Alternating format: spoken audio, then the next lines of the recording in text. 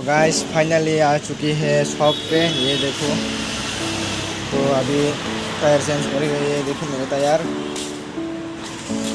Section 100/90/70 ये लगेगा आगे पे, यहाँ पर ये चेंज करेगा।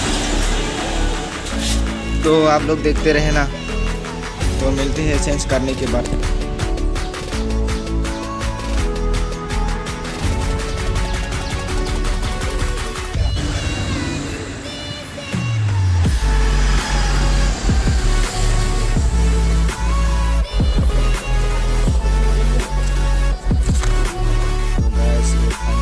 टायर चेंज कर चुकी है, ये देखो। हम लोग ये तो ये देखो, ये किधर गया सेक्शन, ये देखो 190/70।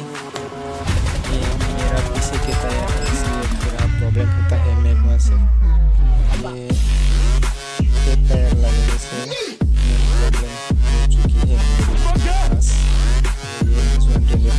ये टायर लगने से, बड़ा टायर लगने से कुछ अच्छा है और कुछ खराब है।